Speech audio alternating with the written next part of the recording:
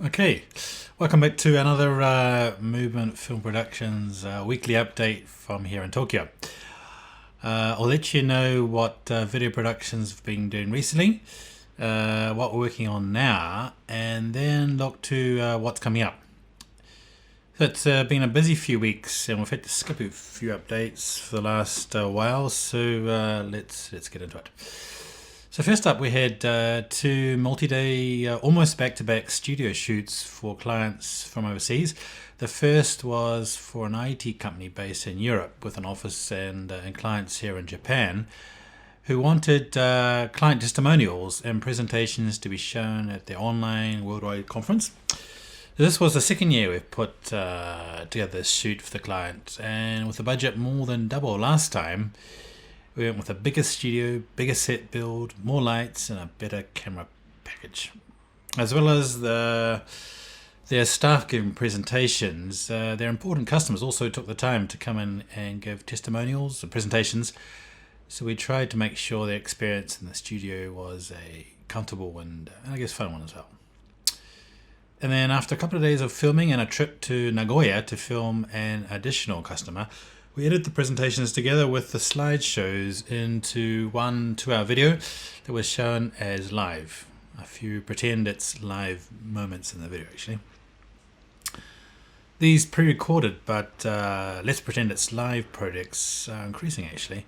We had one client recently who said that previous real events in the past will get about 200 people to the venue, but since going online because of COVID, they regularly get more than double that.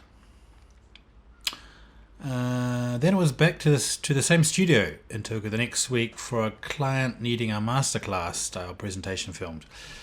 This was another set build, but this time the lighting was more specific and directed. So apart from one RDHMI and some flags from the studio, we made use of all our own lights, I think, to shape the lighting. The client's in-house video production crew are based in Asia, so we ended up setting up a live feed of all the cameras into a switcher so they could monitor in real time the three camera angles. And a bit of kind of a funny story, I guess. After worrying about a mat that I thought didn't match the decor and rushing around town to find one that matched perfectly, it ended up not being in the shot at all.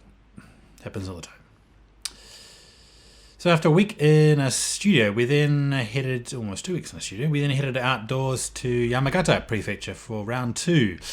The autumn shoot of a series of inbound tourism videos for Yamagata Prefecture.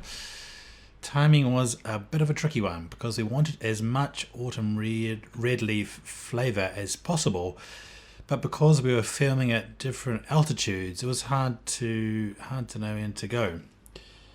The tops of the mountains didn't have much red leaves left, and the outdoor hot spring near the bottom had a little, and the renovated old house right on the flat had none at all. But we picked a middle ground, and that meant there was a bit of colour at most of the locations. There wasn't that much colour that was really striking though, so I think we're going back for a day in a couple of weeks to get a ginkgo tree and all its yellow autumn glorious colour. Back from Yamagata, we headed out to Odaiba in Tokyo Bay for a shoot with our DJ Inspired 2 drone on the rooftop of a studio filming a dancer. There was wind, magnetic interference from somewhere, and a really narrow rooftop. Now we were restricted to flying over the rooftop, so that meant we could only get shots over the top of the rooftop and couldn't get any sort of sweeping drone shots. But anyway, we managed to get some ones from above the dancers and some of the Tokyo Bay in the background. So upcoming projects. So we've got a 360-degree virtual tour probably coming up at a park. Well-known park. We've got a promo piece for a data center. A documentary-style project for a truck manufacturer. Oh, and another sake factory promo piece for Jetro for their online sake buyers event, and a few other things in the works. Yeah. Actually, I saw Ryusuke Hamaguchi's long film, Drive My Car. based on Haruki Murakami's short story. About half of it was set in Hiroshima in a kind of incidental way. Apparently, it was actually easier to film the car on the roads in Hiroshima than the first choice of location, Busan, Korea, I read somewhere.